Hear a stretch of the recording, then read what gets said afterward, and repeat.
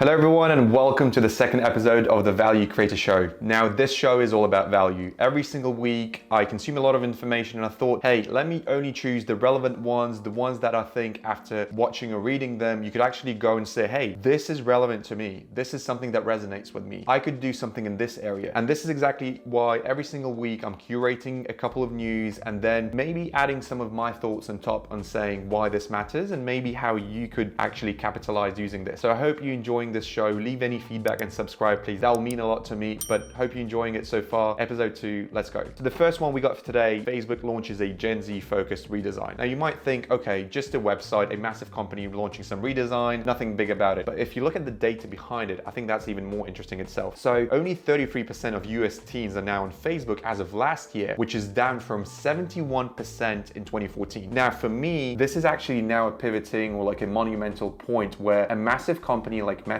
Facebook, has realized that there's no way of going back. All of the designs, all of the technology and everything in the business has to be now Gen Z or at least millennial first. There's no way to actually keep the old designs, the old way of doing things. Everything has to be reinvented. And this is exactly why Facebook is reinventing itself. To be more specific, it's now going to introduce a local tab in the app. So you can see all of the local events, groups, marketplaces, and other features. So now Facebook for the Gen Z is essentially going to be a local hub where you can see everything that is actually happening in your area. And there's also going to be an explore section so you could also see what's happening locally. I don't know, once again, whether that will help Facebook get all of the audience back, but for me, that actually means that if you are an entrepreneur, business owner, director, or anyone else, this means you have to reinvent your business, because if big companies like this are doing it and the data is showing that everything has to be now primarily Gen Z or at least millennial focused, I think that means a lot. And also, while I was researching, I came across this. 2 out of 3 Gen Z and millennial business owners are actually now using AI when they're running their business. So what this actually means to me is that the way Gen Z and millennials are using the internet now is totally changing. It's now becoming different in the way we perceive information, meaning that the designs are different. And then also the way you use the internet and any of the apps, where you could be using the same app through AI interface rather than the generic one. So if you're developing something out there, I think this is the right time to actually stop and think, okay, is this now the time to change the design, introduce AI functions or anything else? Because my main hypothesis after reading this and seeing all of the data, it might be the case that over the next 10 to 20 years, we will see entrepreneurs selling the same service. But let's say if you have a design and features adapted to the Gen Z's generation and millennials generation, you'll be winning, even though you could be selling exactly the same thing like your competitors selling, and maybe even you'll be charging a bit more. But because you're providing that Gen Z focused experience, you might be gaining traction quicker in the market. I don't know where it takes us, but once again, I think Facebook redesigning the app is actually huge. But anyway, let's go on to the next news. OpenAI raises $6.6 billion. And I think this is the biggest raise so far that has happened. I'm pretty sure in the last couple of years, but potentially the biggest VC round ever. I'm trying to think of any other bigger ones, but I think this is the biggest VC round ever. But most importantly, on a practical side, I think by OpenAI securing that much amount of money, there's going to be a lot of investors in the market who'll come and say, right, we see that OpenAI is going to be huge and dominate, but let me now go into the market and find other number ones in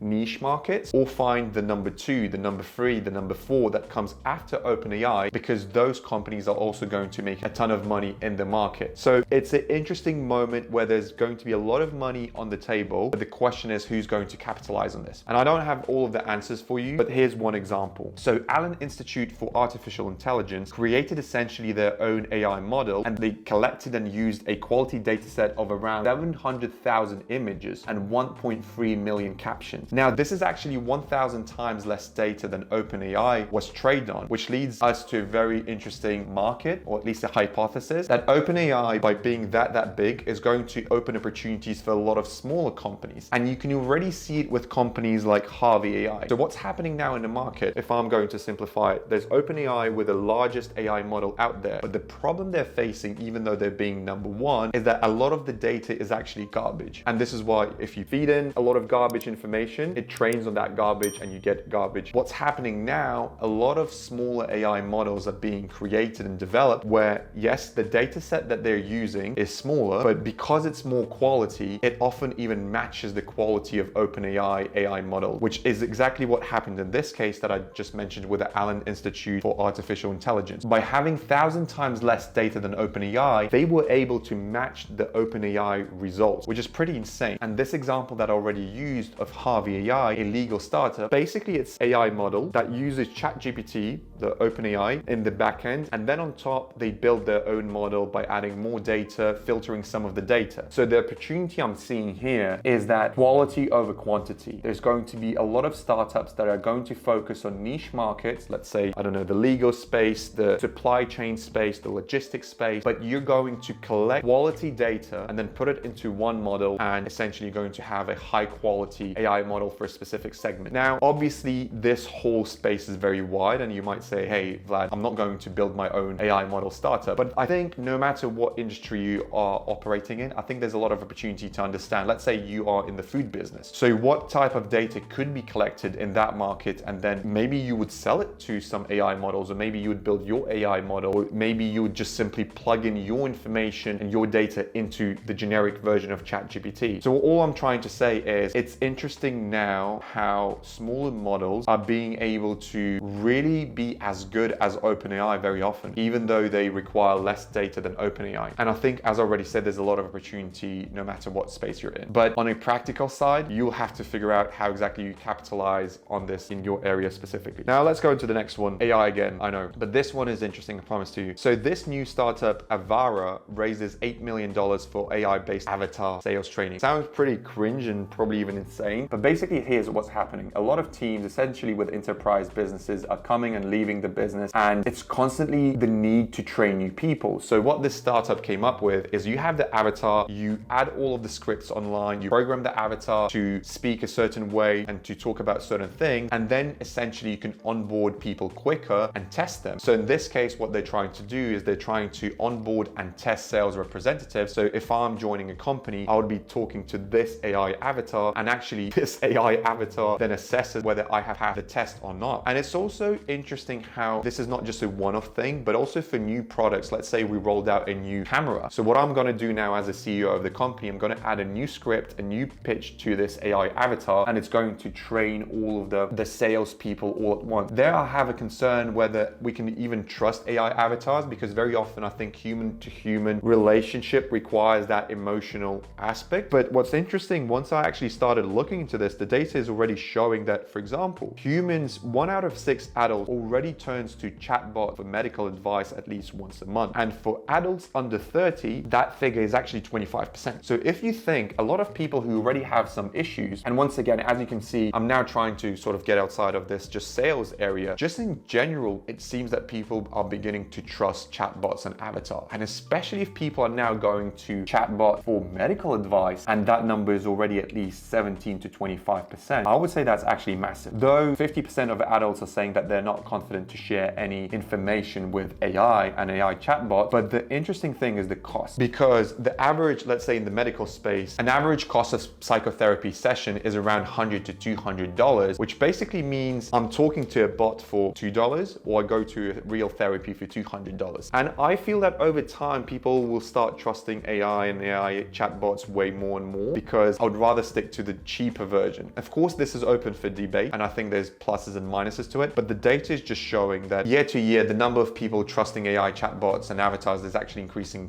And this is why, to finish off on this point, you can actually see so many virtual influencers, so many virtual celebrities that are actually now on social media, which are also AI generated. And it's actually crazy how already, if you look up this virtual influencer named Lil Miquela, she's approaching to 3 million Instagram followers and has already worked with brands like Dior, Calvin Klein, BMW, and other brands. Listen to this thing. The firm that developed this virtual influencer is actually valued now at $144 million. So what I'm trying to say at the end of the day here, by using these different examples from different industries, is it's crazy seeing how this whole space is growing in very different industries. You get the sales onboarding startup that I've just mentioned. We then see some data from the medical space, now also virtual influencers. So if you are in this space, again, maybe using something like virtual avatars, influencers, chatbots is the way to minimize your internal costs. But at the same time, maybe it's actually a way to get more and more people and customers, because I'm pretty sure in so many segments, obviously not in the medical space or any other risky spaces, but in something like very easy and simple, I think chatbots can actually replace real people. So this is where, again, maybe in your case, no matter whether you're a freelancer or a business or I don't don't know, you want to open something on your own, maybe it's time to look into it. Because what I'm seeing, most importantly, I think we're in this very critical moment where there was no trust at all, no trust. Now we got to a point where at least 20 to 25% of people trust bots. And I think the curve is going to go like this, meaning that in over the next 1, 2, 3 years, we can easily see 60 or 70% of people trusting AI bots. I don't know. Once again, I don't know where all of this will take us, but this is exactly what the data show. Now let's go into the next one. Pretty simple, but I thought this is very, very practical. This great tool that I'm actually now testing and using, which is called Buzzabout. In simple words, you know how you go online and you start researching things and you need to analyze the internet quickly and understand what's going on. So I found this tool Buzzabout on Product Hunt, and I'm going to use the free version. So I'm going to type in AI in art. So what it does essentially, it actually analyzes information from social media platforms and gives you all of the sort of insights and valuable data that it has found and summarized and presented to you. So in this case, I'm just going to type AI in art. I'm going to choose Reddit because that's the version that you get for free. But also if you pay $80, you get access to TikTok, YouTube. But my whole point is that I just want to show you this. Basically, I've typed AI in art and then it's generating results. Essentially, it goes to Reddit and it looks up everything that was there. And now it's understanding how to filter that data, how to put it together in a nice format and present it back to me. And I think something like this is amazing because it could actually save you a lot of time. Just in case I wasn't paid by them, they don't even know that I'm shooting a video about this. But as a person who is doing a lot of research and searches every single day, I thought that this is something that could be actually valuable, because otherwise actually manually on my phone, I go onto Reddit and I lose a lot of time because sometimes I can't even connect the dots between data. So sometimes it happens that, for example, I'm trying to understand how I can build an AI app in, I don't know, logistics space, or just research the logistics market. And a lot of the things are just not as connected the way I see it. You know, for example, I go to one thread on Reddit, cool, thanks, interesting. I go to another thread on Reddit and I just need something that really summarizes and puts it together. So as you can see, this is basically now the screen, AI in art. And there it shows and summarizes essentially threads, audience sizes, likes, engagement rate, and stuff like that. And you can open and see very specific information around this topic. So again, as I already mentioned, it's called Buzzabout. There's a free version and there's also a paid version. I just thought that this could actually provide some value. No matter what space you're in, just look up the thing that you're trying to research and educate yourself. Use the free version. That's actually exactly what I'm going to do. I'm not going to pay for the paid one. I think it's great, but in the comments, let me know what you think. And now let's go to the last one, which is a bit funny, but let's finish off this episode using this example. So there's a startup called friend.com and they've raised $2 million to create essentially this AI necklace, and it's sort of your virtual friend. And you can actually click on the button and essentially it's ChatGPT in the back end, and you can talk to your virtual friend by clicking on the button on your necklace. But here's the interesting thing, talking about growth hacking, growing your business, and some very unconventional strategies. Now, they raised $2 million and they've actually purchased the domain friend.com for $1.8 million. Now, when I saw this, because I started seeing this on Reddit, I started seeing this on x.com, I thought, this is crazy. Like, honestly, you've raised $2 million and you've nearly spent all of your money on basically a domain. And I don't know, like, I'm sharing this because I thought this is a very crazy way to actually get more traction by being crazy. What that means, and this is exactly, if you go on Reddit or if you go on x.com, you'll see people debating and saying, some people are saying it's worth it because you're spending money on a domain. Everyone is talking about you being so crazy, which actually leads people to the website and sort of them becoming customers. A lot of other people are saying this is crazy and they should have spent all of the money somehow differently. But I think what's interesting, again, especially for the sake of this episode, is understanding how sometimes very unconventional, very weird strategies could still lead to results. And I'm not saying you should now go out there and buy a domain for $1.8 million, but I do think there's a blueprint for doing crazy things, or for things that seem crazy, but actually on the mathematical side, on the business side, things work out for you. Because I really tried my best to find some numbers so that we could actually see whether the marketing effect from buying this $1.8 million domain outweighs the cost itself, but I couldn't, because some people are saying, again, that the marketing effect is crazy and it's so worth it. Others are saying this is a waste of money. What's interesting, and I don't know if this is legit or no, some people on x.com are actually already offering money for that domain and they're ready to pay already at least $1.8 million. Maybe people are just bragging, just saying random things, but it's an interesting one. And if I were to summarize this whole friend.com case, once again, my friends, I think sometimes in our lives, we always need to be practical, but I do think there's always some space for being a bit crazy, a bit weird, because some of the strategies that might seem seem not so practical at first might be the profitable one. That's what I think. But anyway, that's it, what I have for you for today. I really hope you enjoyed it. And as always, this whole show is all about value. So after watching this, I hope you can now go and think about something new. Maybe you're going to launch something yourself. Maybe you're going to explore a new area. Please leave any feedback. Please subscribe. I hope you enjoyed watching this and have a great day.